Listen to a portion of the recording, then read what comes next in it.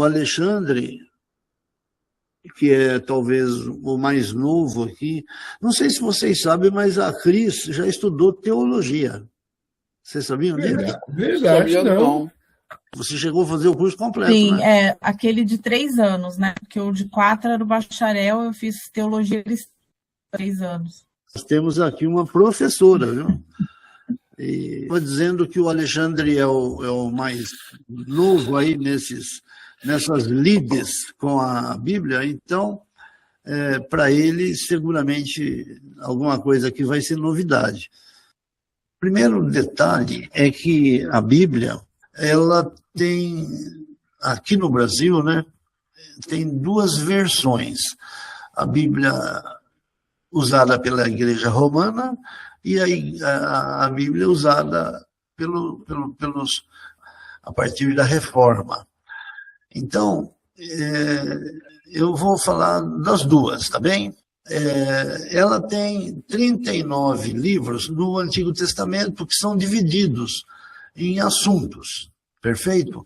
Então, o primeiro grupo é o chamado Pentateuco. O Pentateuco, como o próprio nome diz, é composto por 5 livros. São os livros da lei mosaica, maiormente escritos por Moisés, que é Gênesis, primeiro livro da Bíblia, fala dos começos, né, início do próprio mundo, da criação, então Gênesis. Depois vem Êxodo, que fala sobre a libertação do povo de Israel, que era escravo no Egito. Levíticos, Números e Deuteronômio, que tratam das leis mosaicas. Depois vem os históricos. Depois do Pentateuco, o Pentateuco não deixa de ser um livro histórico também. Gênesis e Êxodo, principalmente, conta a história do povo judeu. Depois vem os históricos, propriamente dito. Josué, Juízes, Rute, 1º e 2º Samuel, 1º e 2º Reis, Crônicas, 1º e 2º, Esdras, Neemias e Ester. Então, basicamente, esses livros são uma continuação daquilo que é contado no Êxodo, a partir de Josué. Depois vem os livros poéticos, Jó, Salmos, Provérbios, Eclesiastes e Cantares. Então, esses aqui são os livros sapiensais. Depois vem os profetas, tem os profetas maiores e menores, né? Isaías, Jeremias, Lamentações de Jeremias, Ezequiel e Daniel. São os profetas maiores porque os livros são maiores, né? Não que eles sejam mais importantes.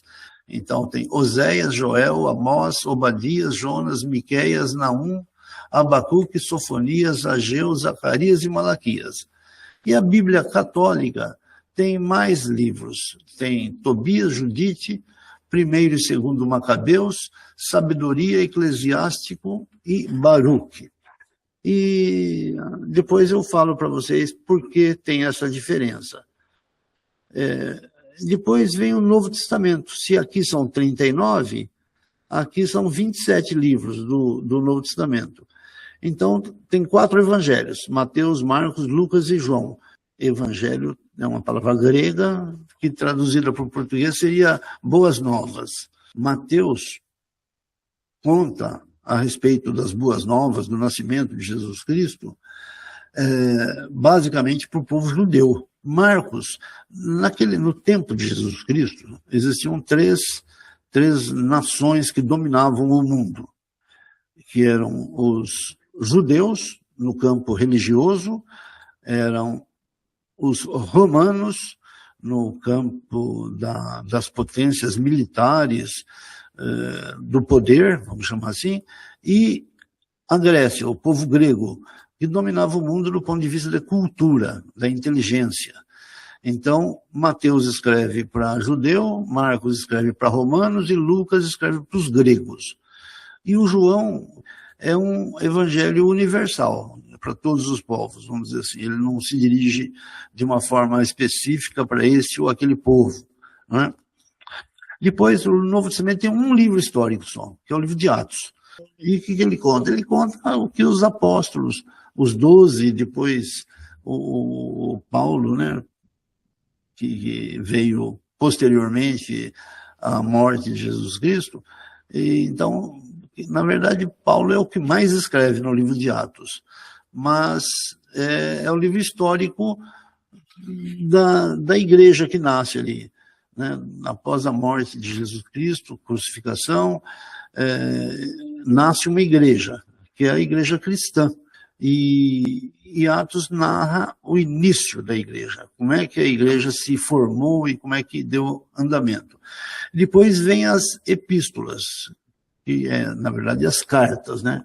As cartas que os líderes escreveram para as igrejas. Entre esses líderes tem o Paulo, então são as epístolas paulinas.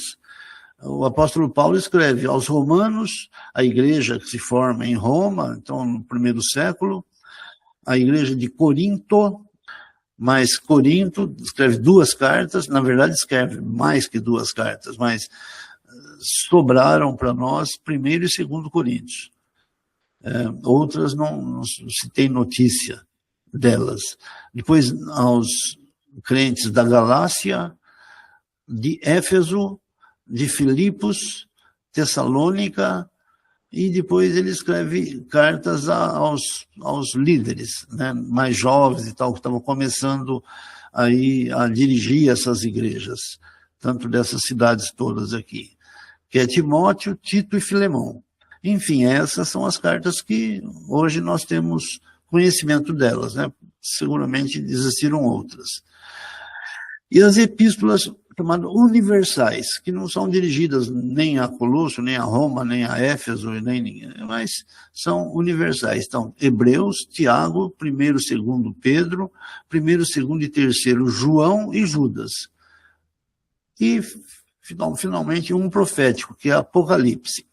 A Bíblia tem 66 livros, escritos por cerca de 40 autores. Eu mandei um pequeno vídeo que fala sobre isso. Não sei se vocês tiveram o capricho de ouvir esse vídeo. Mas 40 autores em um período aproximadamente de 1.600 anos. E é interessante que ela, embora tenha sido escrito por tanta gente, 40 autores com diferença grande, 1.600 anos é um período longo. E nesse período tão extenso assim, 40 autores diferentes, eles escrevem 66 livros, e esses livros mantêm uma harmonia. Os livros, eles se completam um ao outro, eles não se contradizem. Então, isso é um fato, eu diria que milagroso, né? Os autores desses todos os livros aqui foram reis, né? Imagine, um rei escreve príncipe, estadista, então gente importante, da mais alta estirpe, profetas e pescadores e boiadeiros, ou seja, gente iletrada, né? Os pescadores eram, pode-se dizer, iletrados. Então é interessante, isso aqui quase que se completa, né? Esses homens, ao longo de tanto tempo, eles escrevem livros que dialogam, um fala com o outro. O Velho Testamento, ele foi escrito quase todo em hebraico, porque alguma coisa foi escrita em aramaico. Então, esse é o Velho Testamento, né? Os livros escritos antes de Jesus Cristo, né? Entre o final do Antigo Testamento, Velho Testamento, Antiga Aliança, como queira chamar, e a Nova Aliança, o Novo Testamento, tem um período de 400 anos. 400 anos de intervalo entre o Antigo Testamento e o Novo Testamento. O Velho Testamento, escrito em hebraico, como disse, e foi traduzido para o grego 100 anos, aproximadamente, antes da era cristã, ou seja, ele foi sempre conhecido, o Velho Testamento, em hebraico, mas no ano 100 antes de Cristo, ele foi traduzido para o grego, né? É uma versão da Bíblia chamada Septuaginta. Evidentemente que essa versão, chamada Septuaginta, era só do Antigo Testamento, né? Porque foi antes de Cristo. Se é antes de Cristo, não existe o Novo Testamento ainda. E o Novo Testamento todinho foi escrito em grego, porque aquilo que eu falei, a Grécia, a cultura grega é que dominava. O grego era como o inglês hoje, quase que uma língua universal. Novo Testamento, Velho Testamento quer dizer pacto ou aliança, ou seja, um acordo feito entre Deus e os homens, um pacto, uma aliança. Eu faço isso, você faz aquilo, né? Uma combinação. No Velho Testamento encontra-se o chamado Pacto da Lei. Então é aquilo que eu disse logo no começo, lá, 5 livros primeiros aos livros da Lei Mosaica. E o Novo Testamento é o Pacto da Graça. Aqui no Pacto da Lei, basicamente o que se entende é o seguinte: Deus dá aos homens a lei, pede para que os homens obedeçam a lei. E eles não conseguem, ninguém conseguiria obedecer a lei. E o Novo Testamento é o Pacto da Graça, ou seja, a vinda de Jesus Cristo, o Filho de Deus, a vinda dele ao mundo e a morte dele, é como se fosse assim um presente, né? Mediante Jesus Cristo, eu digo aqui. É como se fosse um presente de Deus para o homem, sabendo que o homem não ia conseguir cumprir a lei. Bom, enfim, isso aí é só, então, uma informação, não é estudo, mas eu não sei se vocês têm interesse de saber por que a Bíblia Católica, por quê? Por que a Bíblia Católica tem mais livros? Eu vou explicar rapidamente por que a Bíblia Católica tem mais livros. Então, na Bíblia Católica tem esses livros a mais: Tobias, Judite, Macabeus, Sabedoria, Eclesiástico e Baruque. Por quê?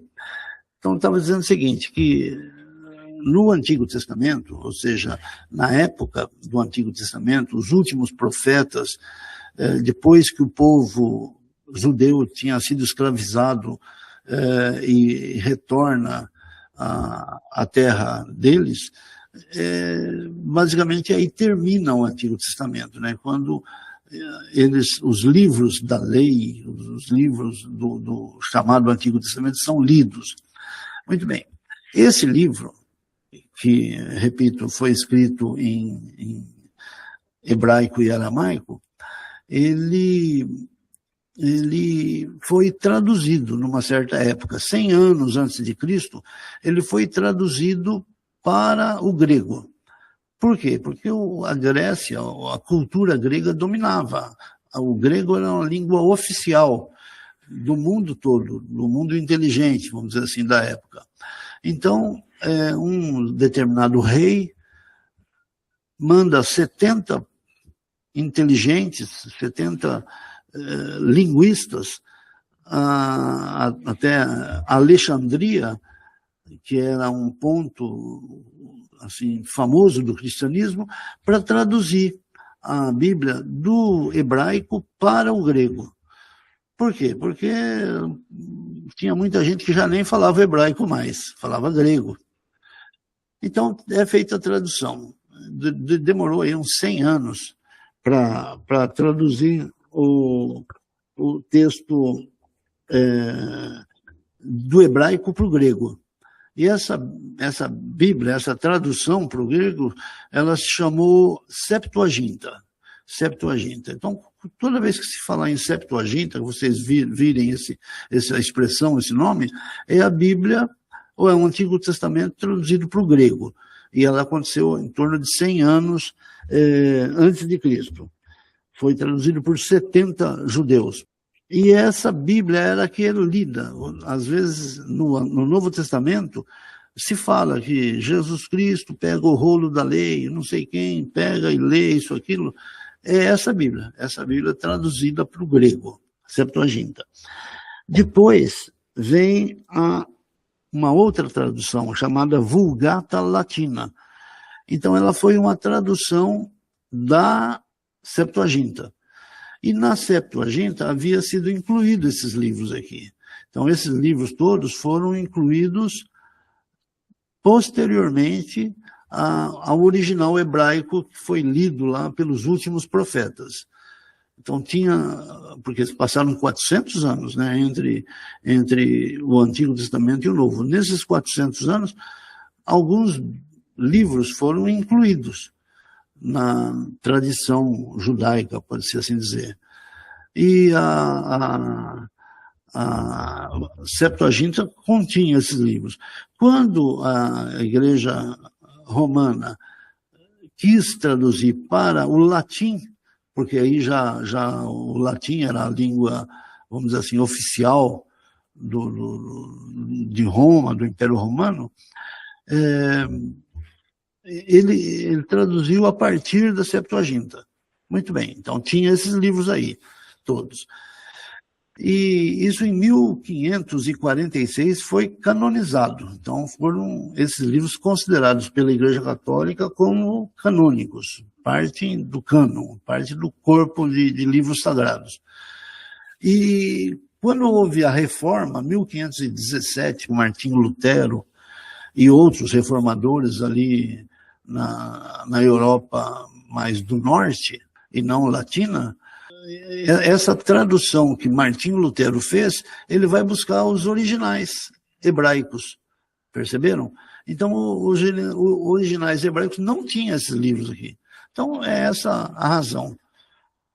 A fonte de tradução é que tem ou deixa de ter livros a mais. Então, é isso. Muito bem. Quando, em 1517, Martinho Lutero, que era romano, católico romano, ele promoveu a reforma, pegou a Bíblia em hebraico e não em grego e não em latim. Ele pegou os textos bíblicos em hebraico e traduziu para o alemão. Coincidentemente com esse fato, o fato da Bíblia ser traduzida para o alemão a partir dos originais hebraicos e não a partir da Vulgata Latina e nem a partir da Septuaginta, e isso coincidiu com a invenção da imprensa. Então, Gutenberg inventa a prensa e Martinho Lutero traduz a Bíblia do hebraico. E aí o que eles fazem? Eles imprimem. Então, a primeira impressão em texto escrito, portanto, do alemão, acho que foi a Bíblia. Não havia antes nada, porque a imprensa não existia. Então, é isso. Aí a Bíblia foi traduzida para o alemão. Posteriormente, é que foi traduzido para outras línguas, como para o português. Nós temos hoje a Bíblia em português, e tem em 1.700 línguas. Mas partindo dos originais hebraicos, e não partindo de qualquer uma dessas outras duas. 1547, ou seja, depois da Reforma, num trabalho de contra-reforma, a Igreja Católica se sentiu ameaçada e falou, não, nós queremos... Aí elas canonizaram esses livros. E o Martinho Lutero, que estava indo contra a Igreja Católica, não canonizou. Então, ficou essa discussão que permanece até hoje. Mas eu não tenho assim os detalhes. Mas é isso mesmo. O Martinho Lutero, como ele era um reformador, e foi na época 1500, aí a época de muitas explosões no mundo cultural, né? Ele foi radical. Ele falou, não, eu vou traduzir essa Bíblia para o alemão. Não existia, só existia em latim. E o latim era de domínio do clero, não era de domínio da população mais humilde. Ele falou, eu vou entregar a Bíblia para o povo. E com essa intenção, ele usou os originais hebraicos. Fato, quando o Martinho Lutero traduz para o alemão, o Martinho Lutero colocou o livro de Tiago como um apêndice à Bíblia. Hoje, Tiago faz parte da Bíblia, mas na época do Martinho, ele colocou como um apêndice, como um acréscimo. Martinho Lutero chamava o livro de Tiago de livro de palha. Mas, enfim, eu não tenho todas as informações assim do porquê isso ou porquê aquilo, mas o fato é esse que eu acabei de falar, que a Bíblia em latim, usada pela Igreja Católica, até aqui no Brasil, No meu tempo, as missas e todas eram celebradas em latim. A Torá, eu precisaria pesquisar um pouco melhor, mas a Torá se resume basicamente ao Pentateuco. Então, o Martinho Lutero resolveu pegar os originais. Isso é simples assim. Agora, eu não tenho, agora, de bate-pronto, e resposta para por que e como é que eles não foram ou foram considerados canônicos. Né? É possível, porque a oração pelos mortos, por hipótese que você citou, ela está, se não me engano, porque eu não estudei isso, no livro de Macabeus, que só tem na Bíblia Católica. Você pode fazer uma teologia em cima de fatos históricos. E, segundo os reformados, não é correto. Você tem que fazer uma teologia em cima de mandamentos. O que Deus fala, o que ele determina através dos profetas, ou o que Jesus Cristo fala e foi registrado nos livros do Novo Testamento, essas citações, elas compõem uma teologia. Complicado, difícil de você chegar a um acordo, porque as doutrinas católicas, todas elas, têm parte que são feitas com base na tradição e partes estão feitas na Bíblia. E a reforma, quando chegou, 1517, mudou um pouco, dizendo o seguinte, que só a Bíblia, só a fé, só a graça, que devem ser usadas como base para a teologia. Não é só a tradução da Bíblia, tem muito mais coisas como as tradições. Né? Por exemplo, em nenhum livro do Novo Testamento, em nenhum momento do Novo Testamento fala sobre a assunção de Maria. Ou seja, que Maria tenha sido assunta, levantada, ido para os céus em vida. No entanto, a assunção de Maria é um feriado nacional no Brasil. Né? Por quê? Porque é uma doutrina católica que vem da onde? Vem de tradição da igreja. Um fala, mas não é bíblico. Então, uma das bases da reforma é somente a Bíblia. Então, foi uma revolução no pensamento do crente nas doutrinas bíblicas.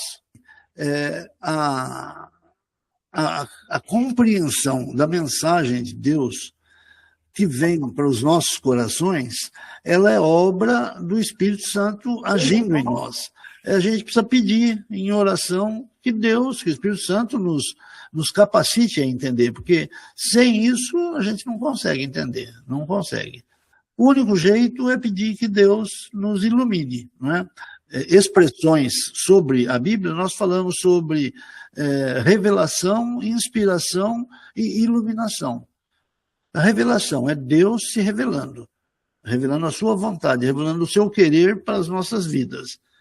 Se revela através da natureza, se revela através das nossas consciências. Né? Nós temos, segundo Jeremias, a lei de Deus foi colocada na nossa cabeça, no nosso coração. Mas o fato de nós termos isso depende da inspiração que foi dada aos escritores e da iluminação.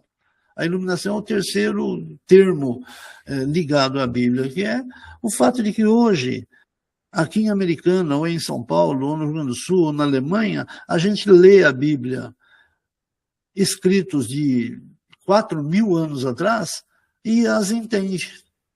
Não é meio louco isso? É só mesmo com a iluminação, ou seja, o Espírito Santo de Deus traz luz sobre os fatos narrados. Nós precisamos que o Espírito Santo ilumine os nossos pensamentos para que a gente leia algo e entenda, e creia, e faça daquilo uma regra de fé e de prática. Agora, se isso não acontecer, a gente não vai não vai ter esse entendimento, depende do nosso esforço, não depende da nossa dedicação. Então ele finalmente não acredita, não foi convertido. Então essa conversão, esse novo nascimento, não faz parte dos nossos esforços. Você pode ler a Bíblia quantas vezes você quiser, você vai ser um grande biblista, vai ser um autoconhecedor da Bíblia, vai participar de programas de televisão respondendo perguntas sobre a Bíblia e ganhar. Isso não quer dizer que você tenha uma nova vida. Eu quero compartilhar assim, muito rapidamente a outra planilha, mas para que vocês leiam, tá bem? Então, vamos lá. A página 4 do material que eu mandei para vocês, que fala, dentro do panorama bíblico, fala do primeiro livro, livro de Gênesis. E eu queria que vocês lessem. Esse é um texto curto, pequeno, e vocês saibam qual é o tema tratado no livro de Gênesis. O autor é Moisés, eu coloquei aqui um asterisco, que Moisés talvez não tenha escrito, talvez não, com certeza não escreveu tudo, porque mostra que a esfera de ação narrada pelo livro de Gênesis, o conteúdo, e aqui uma divisão muito simples aqui do livro de Gênesis. Então, essa parte aqui, ó, que é a criação, a queda, a primeira civilização, o dilúvio e a dispersão das nações, são coisas que aconteceram numa época não sabida. Esse é um fato. Quando Deus revela no primeiro livro, no primeiro escrito da Bíblia é: no princípio criou Deus o céu e a terra. Perceberam? Aqui a pergunta é: quando que é no princípio? Então, é um período que você não conhece, não dá para saber quando que é no princípio. Agora, do capítulo 12 para frente, de Gênesis, trata já de Abraão, de uma promessa. E aí nós vamos ver a partir dos próximos encontros. Papo vai, papo vem e o tempo passa. Isso. Obrigada, gente. Tchau, tchau. Boa noite. Tchau, boa noite. Melhoras, Marco. Boa noite. Tchau, tchau. Tchau. Tchau.